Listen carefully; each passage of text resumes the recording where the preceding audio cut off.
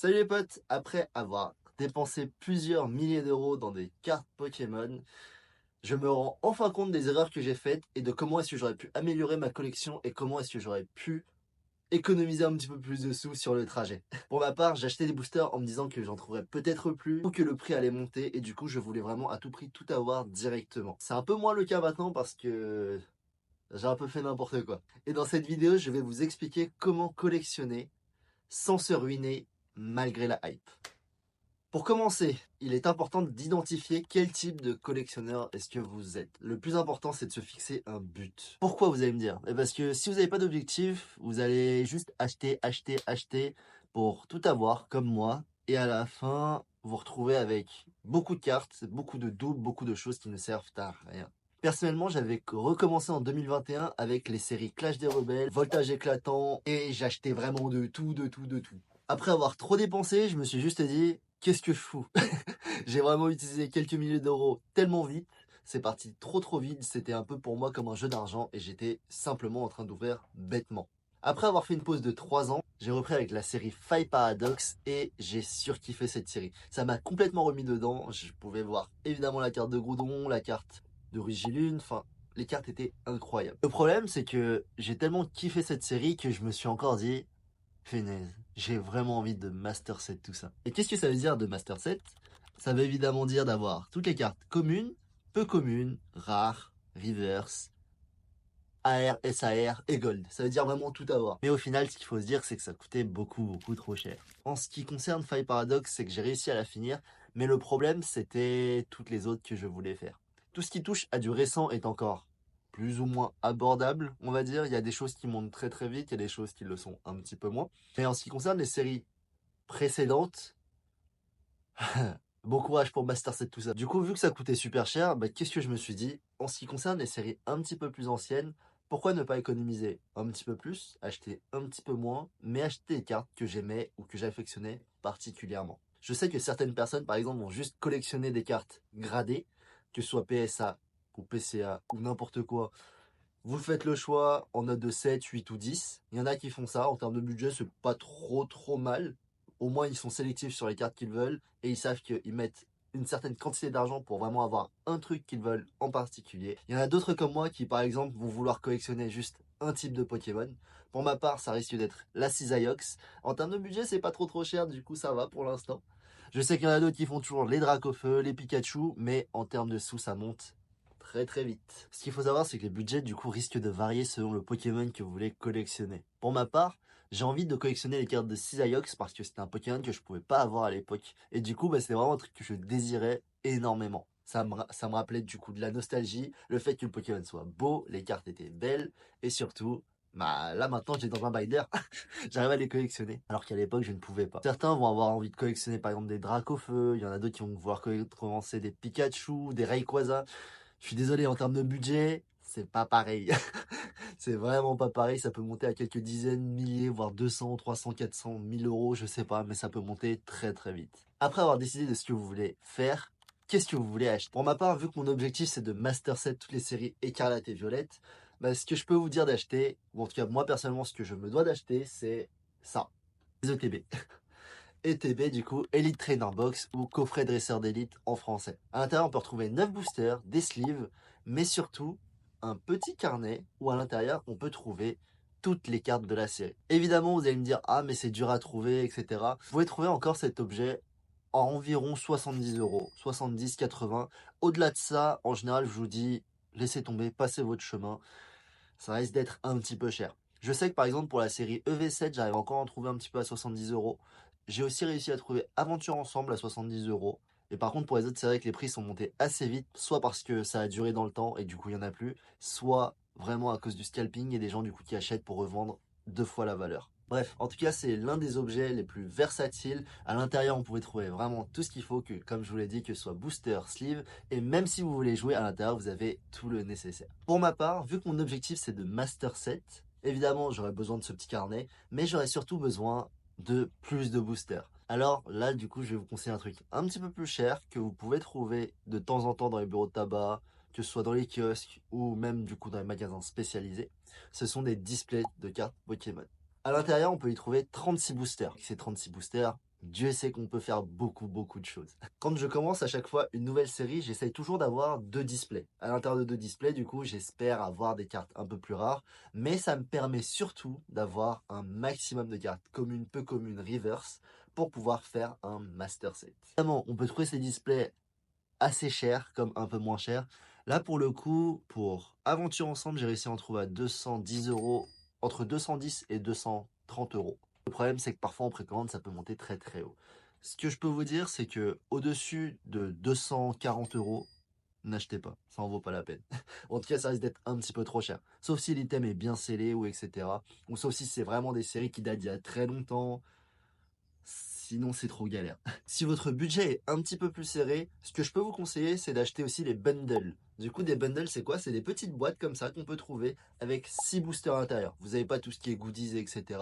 Mais ce qu'on veut, c'est ouvrir. La boîte, en plus de ça, peut vous servir, bon, comme deck box, même s'il y a beaucoup de meilleures options. Mais au moins, vous aurez de quoi ouvrir et de quoi compléter à moindre coût. Ça, vous pouvez le trouver parfois entre 35 à 45 euros. Si c'est un peu plus cher, comme d'habitude, un peu galère à acheter. Après avoir discuté du coup de ces 3 items, c'est surtout les 3 que j'achète, c'est pour ça que je vous en parle. Vous allez me dire, mais Seda, ça reste quand même un petit peu cher. C'est vrai. 45 euros pour des cartes, 50 euros, 200 euros.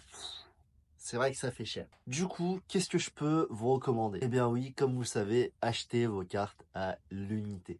Comme je vous l'ai dit, ça dépend de quel type de collectionneur est-ce que vous êtes. Si vous êtes prêt à mettre beaucoup d'argent, évidemment, vous pouvez faire des master sets.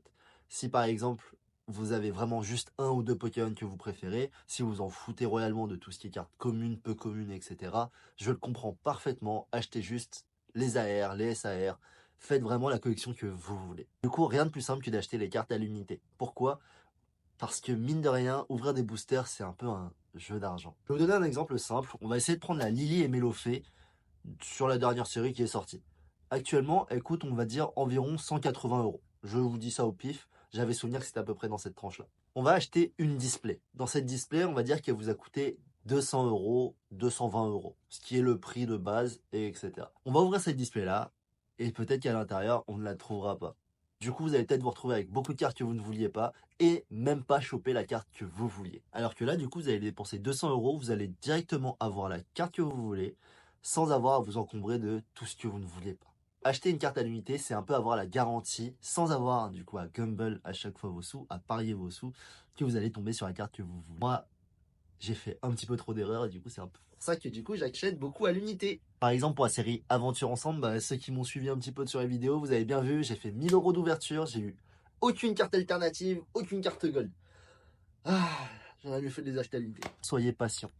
Actuellement, je suis complètement d'accord avec vous. C'est très dur d'avoir des cartes à prix de base. Que ce soit les boosters, que ce soit les ETB, que ce soit les coffrets, enfin n'importe quoi, c'est assez dur d'avoir des trucs à 5,99 ou 6 euros.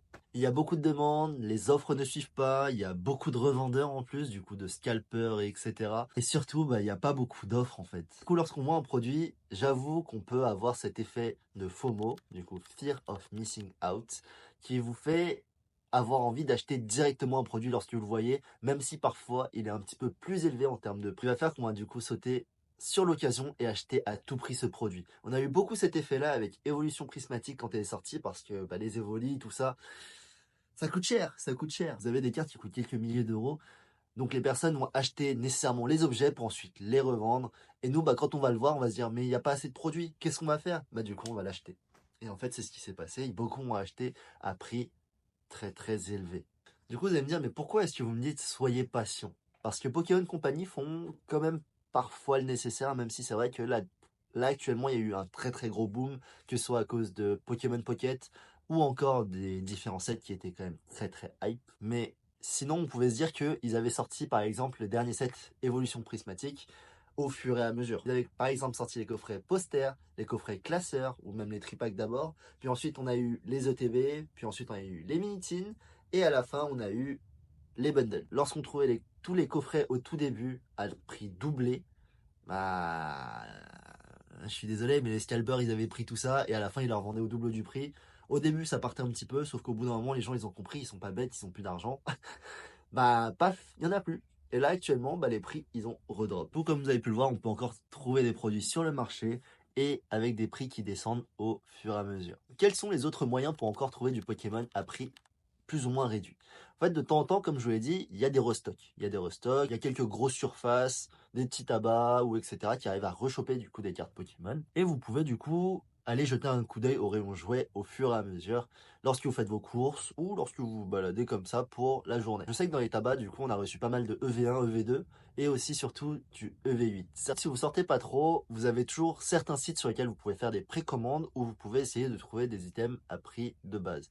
Évidemment, certains sites peuvent être bottés. Du coup, les sites un petit peu plus sûrs utilisent, je sais pas, on va dire Instagram ou d'autres sites pour communiquer avec leurs clients, pour leur dire mettez votre mail et ensuite on vous enverra le nécessaire. Ils font une petite sélection et puis ensuite ils envoient directement. J'ai par exemple réussi à avoir cette ETB là sur Cario grâce à cette méthode. Sur quel genre de site est-ce que vous pouvez précommander tout ça? Alors, des sites sûrs, il y en a quand même pas mal. Pour ma part, du coup, je vais vous dire les sites sur lesquels je suis passé personnellement, où j'ai eu plutôt un bon feeling. Bon, en tout cas, ça s'est bien passé, la commande était rapide, je suis sûr d'avoir eu mon produit. C'était pas overprice, honnêtement, au niveau de la sortie. Vous avez vu par exemple Cario, toujours aussi sympa, toujours aussi simple.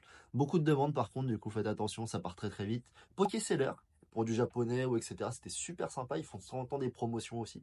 Vous avez le coin des barons, toujours, bon c'est les bros, hein. En magasin actuellement, en plus sur Paris, ils sont pas très très chers, c'est à 6,90 les boosters. Peut-être sur leur site c'est un peu moins cher, mais pour les sorties ça va. Pour les sorties ça va. Oui, sinon, honnêtement, Micromania arrive toujours à bien gérer les précommandes. Le seul inconvénient avec Micromania, c'est qu'il faut avoir un abonnement Ultimate. Quatrième point, soyez organisé. Vous voulez collectionner sans vous ruiner, alors il faut être organisé dès le début. Faites pas comme moi, regardez tous ces trucs qui traînent. Je fais n'importe quoi. Je l'ai appris à mes frais le nombre de fois où du coup j'étais saturé à force de ranger constamment, tout le temps, tout le temps, tout le temps. Au bout d'un moment, je me disais, mais ça me donne plus envie en fait. Ça me donne plus envie et du coup, bah, je savais pas quoi faire de mes doubles. Du coup, bah, j'en faisais plus rien. Comment faire, vous allez me dire? Pour commencer, il faut avoir des classeurs de qualité. Pour ma part, j'utilise Voltix. J'aurais bien voulu être chez Procase, mais le problème c'est qu'ils sont un petit peu trop souvent en rupture de stock. Du coup, bah, je me suis permis de prendre des classeurs Voltix qui sont très quali. De deux, pensez à mettre des sleeves. Les sleeves sont super importantes. Vous avez du coup des penny sleeves, du coup des sleeves un petit peu plus souples, de la marque Ultra Pro qui sont pas très très chères. En général, ça va. Et sinon aussi de la marque Dragon Shield. Ça, ces deux marques-là, vous êtes sûr, c'est garanti à 100%. Évidemment, vous en avez d'autres, mais en tout cas, pour ma part, j'utilise celle-là. C'est pour les cartes communes classiques, mais après, si vous avez des cartes qui valent un petit peu plus d'argent, qui sont un petit peu plus chères, je vous conseille du coup de les mettre dans des sleeves et surtout avec un top loader ou un card saver. Ça permettra du coup de mettre une protection rigide sur vos cartes, qui fait qu'elles ne se plieront pas et seront bien protégées. Quand vous ouvrez des boosters, vous allez avoir beaucoup de doublons. C'est pour ça que c'est important de les trier. Toujours garder un exemplaire, sauf si vraiment vous ne l'aimez pas et que vous en fichez. En tout cas, ce qu'il faut savoir, c'est qu'il ne faut absolument pas les jeter. Vous pouvez en faire beaucoup de choses. Vous pouvez par exemple les revendre, que ce soit sur Card Market ou sur eBay. Ce sont deux plateformes qui sont quand même assez sécurisées et du coup qui profitent aux vendeurs. Vous pouvez aussi du coup les revendre dans les magasins spécialisés. Ils vous reprennent vos cartes, mais un tout petit peu moins cher que le prix du marché parce qu'il faut qu'ils se fassent aussi un petit peu de sous. Après, vous, si vous n'avez pas envie de vous prendre la tête, franchement, c'est pas une mauvaise option. Vous pouvez juste toutes leur donner. Et ensuite, ils vont faire, ok, du coup, ça coûte ci, ça, etc. Et ils vous donnent du coup le total à la fin. Deuxième option, c'est que vous pouvez du coup vous en servir comme monnaie d'échange. Plutôt que de dire de la monnaie, c'est plus pour faire des échanges du coup avec d'autres collectionneurs qui sont par exemple à la recherche de telle ou telle carte et vous aussi. Ça vous permet du coup d'obtenir des cartes sans avoir à sortir d'argent supplémentaire et en plus de ça, ça vous permet du coup de parler avec d'autres collectionneurs et avoir une très bonne expérience. Ce que je peux vous conseiller aussi par rapport à ça, c'est toujours savoir la valeur des cartes que vous voulez échanger. Ça, c'est très très important. Par exemple, mettez toutes vos cartes dans des binders ou etc. Toutes les cartes que vous voulez échanger. Et avant de sortir, essayez de checker à peu près tous les prix pour voir la valeur que celle-ci a. Essayez ensuite de voir les cartes que vous voulez obtenir et aussi de voir quelles sont leurs valeurs pour pouvoir faire un trade, un échange équivalent. Si vous faites pas ça, vous avez de très fortes chances malheureusement de vous faire arnaquer. La personne va vous proposer des cartes qui ne valent pas si cher que ça contre vos cartes qui valent peut-être un petit peu plus cher. Et je vous le déconseille. Honnêtement, je vous le déconseille. Sortez organisé et préparé, c'est très très important. Vous allez vous dire, mais où échanger, quoi faire, enfin, je sais pas où aller en fait. Personnellement, j'ai du mal à faire tout ça. Bah, vous avez quand même des groupes Discord. Vous avez beaucoup de groupes Discord où des personnes sont prêtes à faire des échanges, etc., à se donner un point de rendez-vous. Sinon, pour ma part, je suis déjà allé, je fais absolument pas de promo, hein, je vous le dis tout de suite. Il y a quand même des endroits où vous pouvez aller. Du coup, moi, pour ma part, c'est au coin des Barons. Je vais là-bas, les samedis, de temps en temps, ils font des petites séances d'échange. Et c'est là-bas où, du coup, j'ai pu rencontrer deux, trois personnes avec qui j'ai pu faire des trades. Autre erreur à éviter. Ne pas collectionner tous les nouveaux sets qui arrivent. Pokémon sort des nouveaux sets tout le temps. Là, vous avez EV9, avant vous avez EV8.5, ensuite vous avez EV8. Ça fait beaucoup. Ça fait beaucoup trop, ça coûte très très cher. En plus de ça, ils le font tous les 2 mois. Du coup, là, vous allez encore en avoir un autre qui va arriver. Ça fait vraiment beaucoup trop. Sauf si vous êtes millionnaire et que vous savez pas quoi faire de votre argent. Honnêtement, ne faites pas cette erreur. Là, contrairement à tout à l'heure, je vais vous dire un autre truc, c'est n'achetez pas les cartes à l'unité directement à la sortie du set. J'ai personnellement déjà fait cette erreur et je peux vous dire que les prix sont en général 1,5 fois, voire 2 fois plus chers que le prix de base normal. Les cartes à l'unité, du coup, lorsqu'elles sortent, sont souvent très très chères.